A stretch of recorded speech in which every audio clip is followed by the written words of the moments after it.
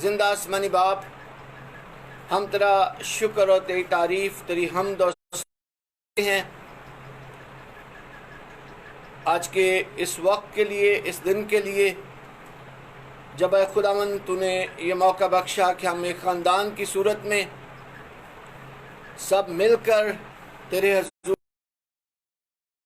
ہم ان انسٹرومنٹس کے لیے اے خداوند تیرا شکریہ ادا کرتے ہوئے منت کرتے ہیں کہ تو خاص برکت نازل فرما، اور ان اعلیٰ جات کو بھی تیرے ہاتھوں میں دیتا ہوں، اور منت کرتا ہوں کہ جب ہم تیری عبادت کرتے ہیں، کلام پر غور کرتے ہیں، پرستش کرتے ہیں، تو اے خداوند کسی قسم کی کوئی مشکل پیش نہ آئے۔ میں اپنے آپ کو، اپنے ان تمام عزیزوں کو اے خداوند تیرے ہاتھوں میں دیتا ہوں، اور منت کرتا ہوں کہ اپنے نام کو عزت اور جلال دینے کے لیے استعمال کر، ہم سب کو بڑی برکت دے، خدا باپ، بیٹے اور روح القدس کے نام سے آمین۔ آمین۔ آئیے ہم آج کے لیے خدا کا کلام رسولوں کے اعمال اس کا 5واں باب، اس کی پہلی 11 آیات بشرا ہمارے لیے تلاوت کریں گے۔ ہمارے لیے آج کی تلاوت رسولوں کے اعمال 5واں باب اور اس کی پہلی 11 آیات۔ خداوند کے کلام میں یوں مرقوم ہے، اور ایک شخص حننیہ نام اور اس کی بیوی سفیرہ نے جائیداد بیچی، اور اس نے اپنی بیوی کے جانتے ہوئے قیمت میں سے کچھ رکھ چھوڑا اور ایک حصہ لا کر رسولوں کے پاؤں میں رکھ دیا۔ مگر پطرس نے کہا، اے حننیہ، کیوں شیطان نے تیرے دل میں یہ خیال بات ڈال دی کہ تو روح القدس سے جھوٹ بولے اور زمین کی قیمت میں سے کچھ رکھ چھوڑے؟ کیا جب تک وہ تیرے پاس تھی تیری نہ تھی، اور جب بیچی گئی تو تیرے اختیار میں نہ رہی؟ تو نے کیوں اپنے دل میں اس بات کا خیال باندھا؟ تو آدمیوں سے نہیں بلکہ خدا سے جھوٹ بولا۔ یہ باتیں سنتے ہی حننیہ گر پڑا اور اس کا دم نکل گیا، اور سب سننے والوں پھر جوانوں نے اٹھ کر اسے کفنایا اور باہر لے جا کر دفن کیا۔ اور قریباً 3 گھنٹے اس کی بیوی اس ماجرے سے بے خبر اندر آئی۔ پطرس نے اس سے کہا، اتنے ہی کوئی زمین بیچی تھی؟ اس نے کہا، ہاں، اتنے ہی کو۔ پطرس نے اس سے کہا، تم نے کیوں خداوند کے روح کو آزمانے کے لیے ایکا کیا؟ دیکھ، تیرے شوہر کے دفن کرنے والے دروازے پر کھڑے ہیں اور تجھے بھی باہر لے جائیں گے۔ اور وہ اسی دم اس کے قدموں میں گر پڑی اور اس کا دم نکل گیا۔ اور جوانوں نے اندر آ کر اسے مردہ پایا اور باہر لے جا کر اس کے شوہر کے پاس دفن کر دیا۔ اور ساری کلیسیا بلکہ ان باتوں کے سب ماننے والوں پر بڑا خوف چھا گیا۔ خداوند کے پاک کلام کے پڑھے اور سنے جانے پر خداوند کی برکت ہو۔ آمین۔ خداوند کا شکر ہو۔ مسیح خداوند میں میرے عزیزو، آج جب ہم خداوند کے حضور حاضر ہیں تو میں ایک بڑی عام سی بات آپ کے ساتھ شیئر کرنا چاہتا ہوں جو بڑی مشہور ہے۔ ہم ایک ٹرم سنتے ہیں، چٹا جھوٹ۔ کبھی کبھی اسے یہ کہا جاتا ہے، اور کبھی کبھی یہ کہا جاتا ہے کہ تھوڑا جہا جھوٹتے چلتا ہے، اور کبھی کبھی ہم ایک اور بات کہتے ہیں کہ جی زمانے کے ساتھ چلنا ہے، زمانے کے خلاف تو نہیں چل سکتے۔ لیکن آج صبح جو خیال میں آپ کے ساتھ بانٹنا چاہتا ہوں وہ یہ ہے کہ جب ہم 10 احکام پر غور کرتے ہیں تو وہ ایک ایکس رے مشین کی حیثیت ہے، اور شاید جھوٹ کو گناہ بھی نہیں سمجھتے، لیکن آج تھوڑی دیر کے لیے میں آپ کے ساتھ شیئر کرنا چاہتا ہوں جھوٹ، جسے بہت معمولی بات سمجھا جاتا ہے یا گناہ بھی نہیں سمجھا جاتا، وہ کتنا مہلک اور خطرناک ہو سکتا ہے۔ آج دو حوالہ جات اس تعلق سے پڑھے گئے۔ پہلا جو ہم دیکھتے ہیں کہ جھوٹ جو ہے وہ ہماری شخصی زندگی کو متاثر کرتا ہے۔ ہم کئی دفعہ کہتے ہیں کہ جھوٹ کو ایکسپلین کرنے کے لیے یا ذاتی طور پر کہنے کے لیے ہم کہتے ہیں کہ جن نے کھادیاں گاجراں ٹیڈو دے چپیڑ۔ شاید اس حد تک یہ بات درست آپ کہہ سکتے ہیں کہ جس نے گناہ کیا وہ مرا۔ آپ یہ کہہ سکتے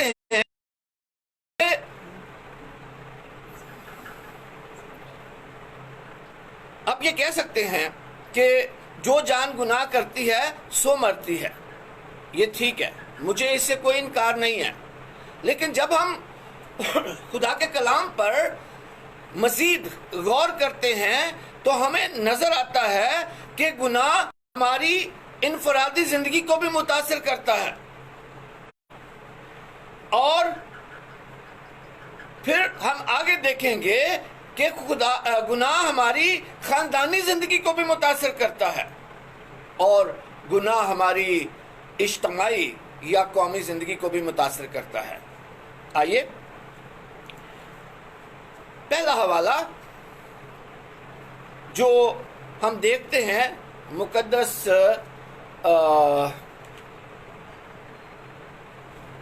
لوکا کا دوسرا بیان، جسے ہم رسولوں کے اعمال کہتے ہیں، اس کا 5واں باب، اس کی پہلی 11 آیات آپ نے سنی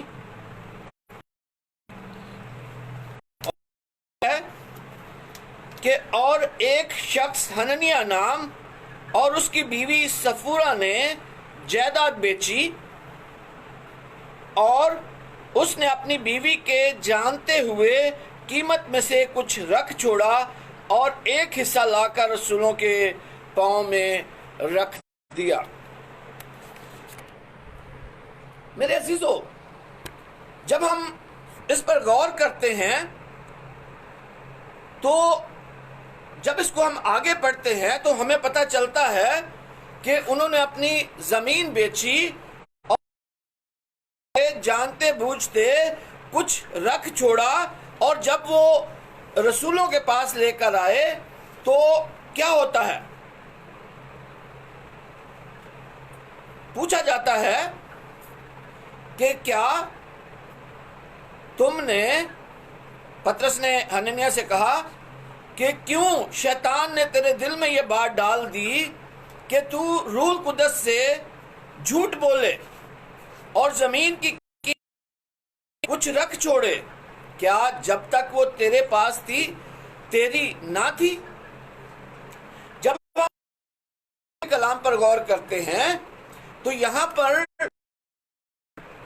ایک چیز، مطلب دونوں انوالو تو لگتے ہیں، لیکن یہاں پر اگر ہم غور کریں تو پہلے پطرس نے حننیہ سے اور اس نے جواب دیا کہ ہاں اتنے ہی کو، اور جب ہم آگے بڑھتے ہیں اور دیکھتے ہیں کہ تقریباً 3 گھنٹے گزر جانے کے بعد اس کی بیوی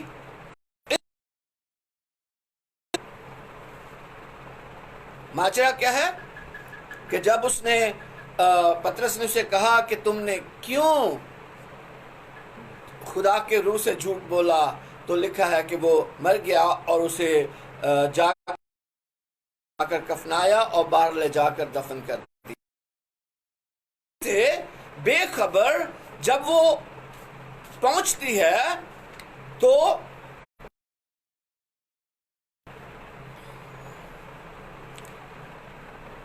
پطرس نے اس سے کہا مجھے بتا تو تم نے اتنے ہی کو زمین بیچی تھی؟ اس نے کہا ہاں اتنے ہی کو۔ پطرس نے اس سے کہا تم نے کیوں خداوند کے روح کو آزمانے کے لیے ایکا کیا؟ دیکھ تیرے شوہر کے دفنانے والے دروازے پر کھڑے ہیں اور تجھے بھی باہر لے جائیں گے۔ اور لکھا ہے کہ اسی دم اس کے قدموں پر گر پڑا اور اس کا دم نکل گیا، اور جوانوں نے اندر آ کر اسے مردہ شوہر کے پاس دفن کر دیا۔ یہاں پر انفرادی طور پر لالچ اور جھوٹ انفرادی طور پر ان کی زندگی کو متاثر کرتا ہے۔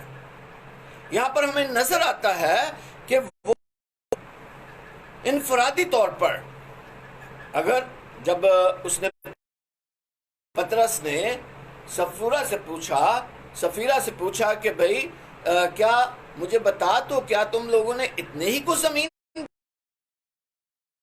سمجھتا ہوں کہ اگر وہ اس بات کا اقرار کرتی، جھوٹ نہ بولتی کہ ہم نے اس میں سے کچھ رکھ چھوڑا ہے۔ میں جب اسے پڑھتا ہوں تو میں سوچتا ہوں کہ بھئی خاتون خانہ کا قصور تو نہیں تھا کہ ان کے بچے بھی ہوں اور کہ ان کی فیسیں دینے والی ہوں، ہو سکتا ہے کہ عید آنے والی ہو، ان کے کپڑوں کے لیے ضرورت ہو، بہت کچھ گھر کی ضروریات ہوتی ہیں۔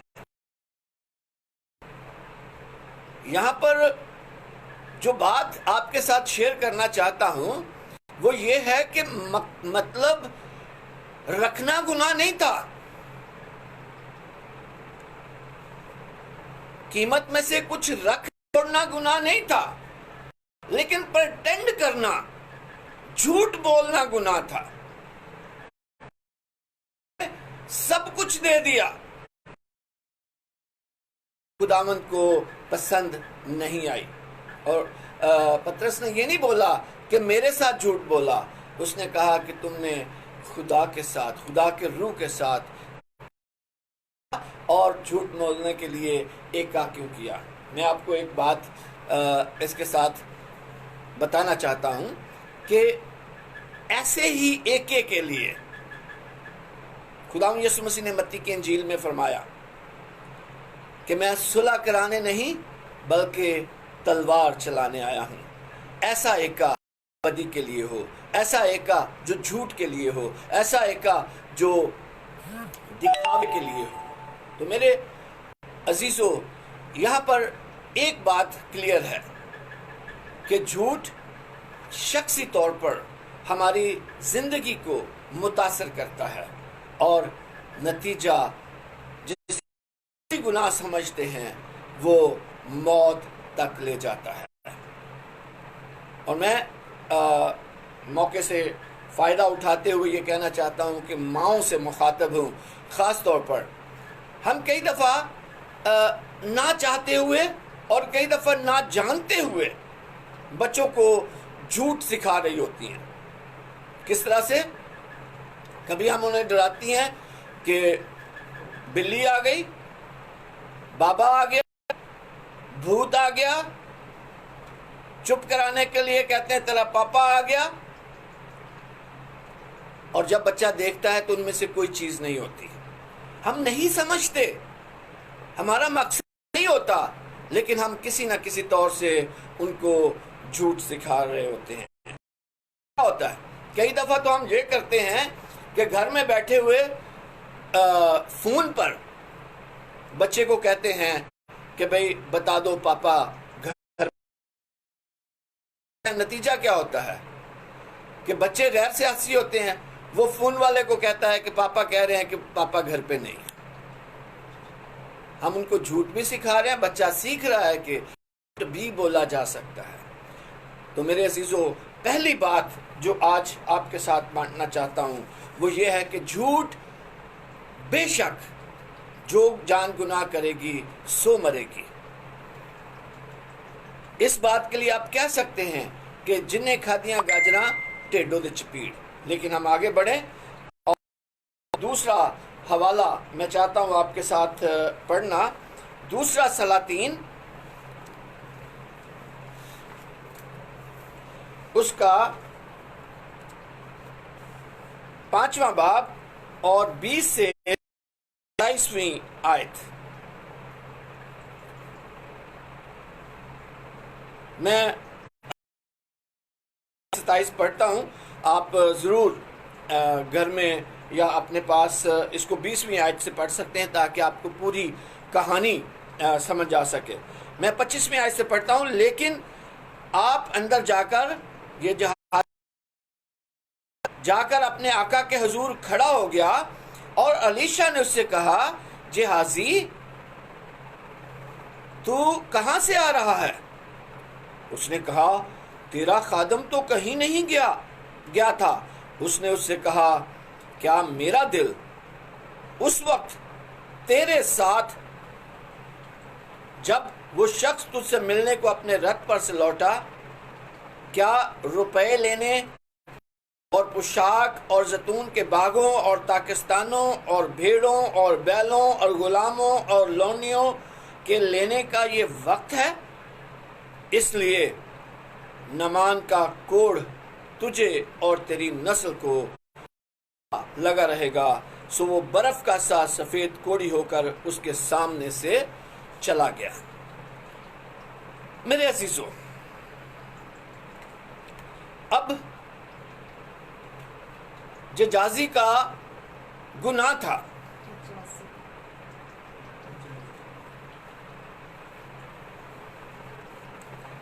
جہازی کا گناہ تھا کہ اس نے الیشا کے ساتھ جھوٹ بولا۔ اور جھوٹ کیا بولا؟ اس نے اسے پوچھا کہ تو کہاں تھا؟ اور پچھلی آیات میں لکھا ہے کہ وہ گیا اور جا کر نمان جو سپہ سالار تھا شاہ اسور کچھ چیزیں لے کر آیا، کچھ کپڑے وغیرہ، اور جھوٹ یہ بولا، اس کے ساتھ یہ جھوٹ بولا کہ میرے مالک کے پاس کچھ انبیاء زادے آئے ہیں، ان کو چیزیں درکار ہیں، اور یہاں آ کر جھوٹ بولا کہ تو کہیں نہیں گیا۔ اتنا کانفیڈنس سے جھوٹ بولا کہ میں تو کہیں نہیں گیا، میں تو یہیں تھا۔ اور نتیجہ کیا نکلتا ہے؟ نتیجہ کہا اس لیے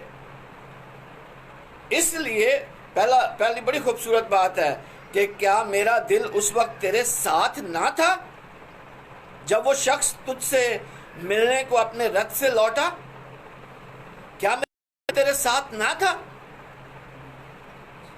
اس لیے نمان کا کوڑ تجھے اور تیری نسل کو صدا لگا کا سا سفید کوڑی ہو کر اس کے سامنے سے چلا گیا۔ اب سفید کوڑی ہونے سے مراد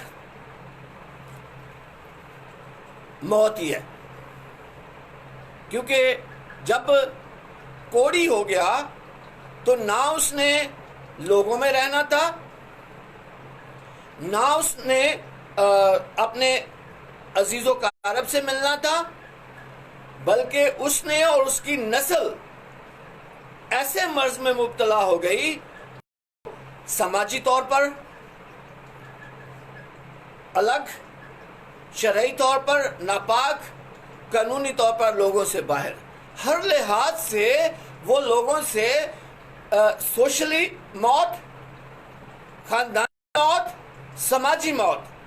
تو جھوٹ جو ہے وہ نہ صرف انفرادی طور پر لوگوں کو متاثر کرتا ہے، جھوٹ نہ صرف شخصی طور پر موت کا سبب ہے. یہاں پر نظر آتا ہے کہ گناہ اس ایک شخص کا تھا، لیکن خاندان اس کے سبب سے کوڑی ہو گیا، اور دوسرے الفاظ میں وہ ہر لحاظ سے موت کا شکار تھا، سماجی طور پر، خاندانی طور پر، مذہبی طور پر، اور قانونی طور پر بھی اس کو الگ رہنا تھا، شرعی طور پر بھی. تو اس طرح سے جو جھوٹ ہے وہ صرف جنہیں کھاتیاں گاجراں ٹیڈو دے چپیڑ والی بات. ہمارا جھوٹ ہمارے خاندان کو متاثر کر سکتا ہے، ہمارا جھوٹ ہماری خاندان کے لیے موت کا بن سکتا ہے. اور تیسری بات جو میں آپ کے ساتھ شیئر کرنا چاہتا ہوں کہ ایک شخص کا گناہ صرف اس کو نہیں، صرف اس کے خاندان کو نہیں،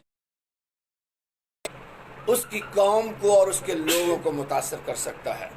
تو آئیے دیکھیں یشوع کی کتاب، اس کا 7واں باب اور اس کی پہلی 8 آیات. یشوع 7واں باب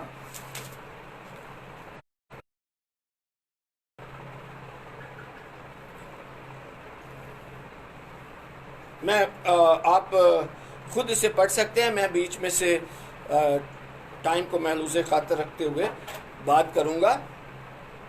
لکھا ہے کہ لیکن بنی اسرائیل نے مخصوص کی ہوئی چیزوں میں سے خیانت کی، کیونکہ اکن بن کرمی بن زبدی بن زارا نے جو یہودا کے قبیلے کا تھا ان مخصوص کی ہوئی چیزوں میں سے کچھ لے لیا، سو خداوند کا قہر بنی اسرائیل پر بڑھا.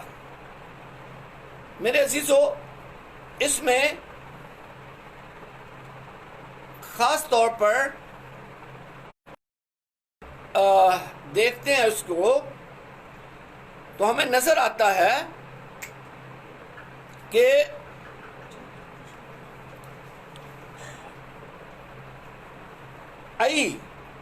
جو ایک چھوٹا علاقہ تھا اور لوگوں کی مغروری اس میں شامل تھی، اس کی لوگوں کی مغروری شامل تھی کہ وہ کہتے ہیں کہ بھائی وہ تو یرو کو ہم نے صرف 13 چکر لگا کر ایک تلوار چلائے بغیر کسی تیر چلائے، بغیر تلوار چلائے سوٹے کے ہم نے اتنے بڑے شہر کو فتح کر لیا. تو ای کیا ہے؟ چھوٹا سا تو ہے. اور اس کے لیے جب وہ وہاں جاتے ہیں اس مغروری میں، تو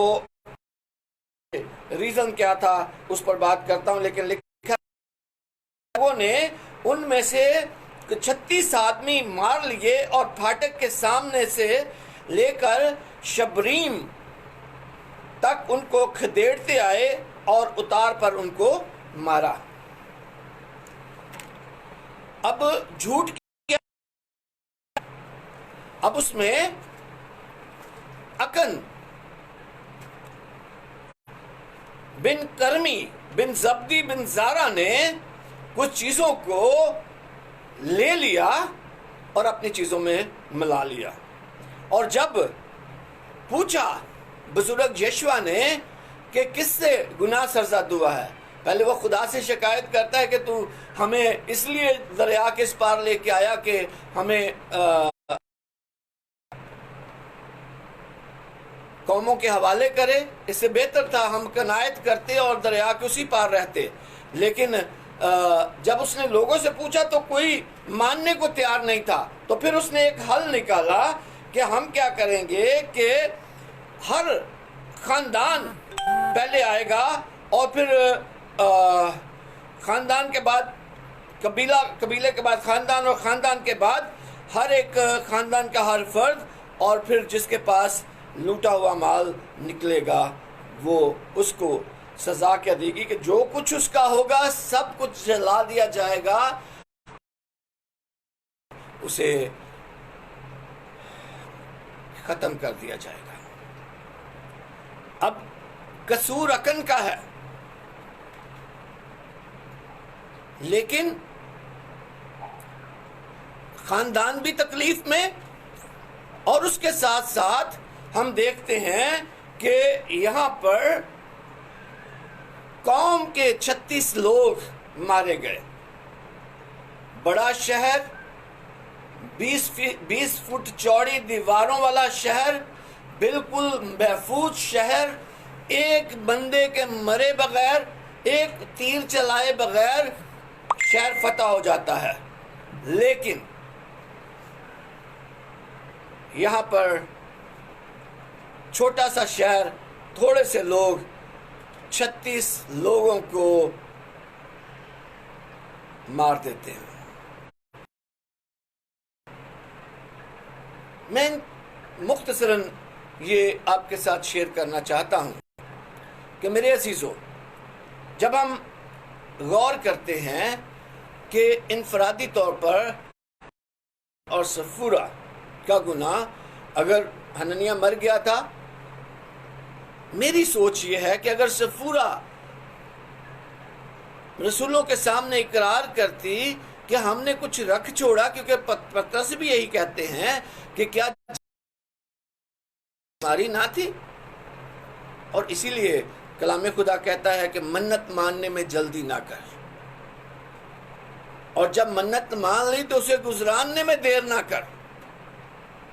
جب انہوں نے دے دیا تو پھر وہ ان کی ملکیت نہ رہی۔ فرماتے ہیں کہ جب تک وہ تمہاری تھی، تمہارے پاس تھی، تمہاری نہ تھی، اور اب جب انہوں نے اسے خداوند کے نام پہ دے دیا تو پھر ان کو جو کچھ دینا تھا وہی بتانا چاہیے تھا۔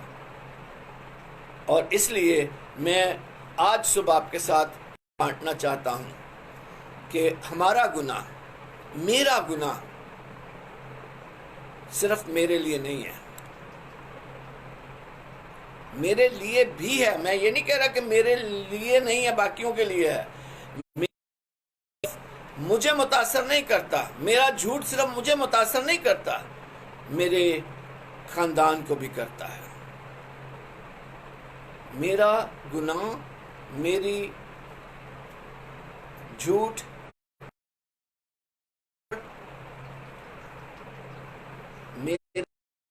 میرے خاندان کو بھی متاثر کرتا ہے، اور صرف مجھے اور میرے خاندان کے لیے موت کا سبب نہیں ہے، کے لیے ہو سکتا ہے۔ تو اس لیے آج صبح میں آپ کے ساتھ اس بات کو شیئر کرنا چاہتا ہوں، بانٹنا چاہتا ہوں کہ ہم اپنی زندگی پر کریں۔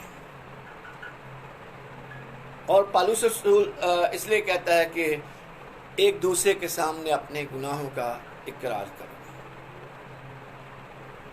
اگر مجھ سے کوئی غلطی سرزد ہوئی ہے، گناہ سرزد ہوا ہے، تو مجھے خدا کے سامنے اس کا اقرار کر کے وقت سے پہلے معافی مانگ لینی چاہیے۔ اور وہ باپ کی طرح ہاتھ کھولے کھڑا ہے، وہ کہتا ہے کہ آؤ، واپس لوٹ آؤ۔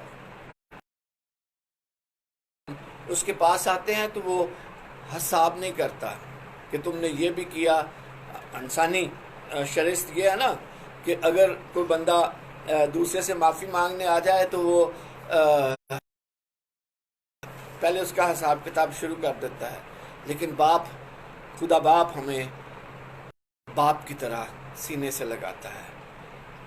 وہ یہ نہیں کہتا کہ تم نے یہ بھی کیا، وہ بھی کیا، وہ بھی کیا۔ وہ کہتا ہے میرے پاس آؤ۔ خداوند ہاتھ کھولے آپ کے منتظر ہیں۔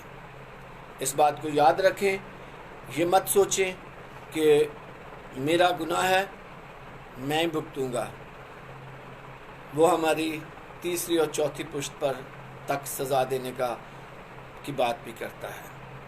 हम शख्सी तौर पर अपने ख़ानदान के लिए, अपनी कौम के लिए फ़ख्र का बाइस भी हो सकते हैं, इज़्ज़त का बाइस, लेकिन याद रखें हम अपने ख़ानदान के लिए, अपनी कौम के लिए नुकसान का बाइस भी हो सकते हैं। और आज मैं आप सबको इस चैलेंज के साथ इस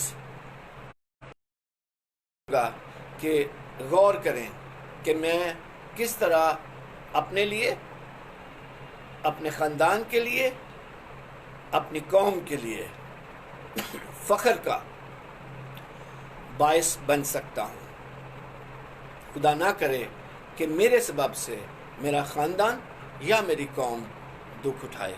खुदावंद आप सबको बरकत दे, हम सबको बरकत दे और फजल बख्शे कि हम एक दूसरे के लिए, अपने ख़ानदान के लिए, अपनी कौम के लिए बरकत का बायस हो।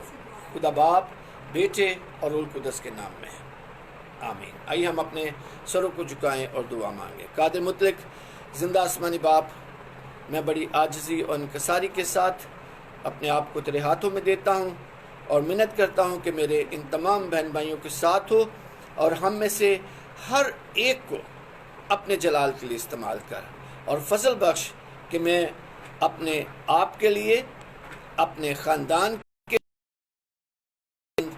अपनी कौम के लिए बरकत का बायस बन सकूँ। हम में से हर एक को बड़ी बरकत, हम में से हर एक को इस्तेमाल कर, और आज के दिन को कुलतन तेरे हाथों में देते हुए अपने तमाम बहन भाइयों को तेरे हाथों में देता और तेरी बरकत को मांगता हूँ। खुदा बाप, बेटे और रूह कुदस के नाम से, आमीन।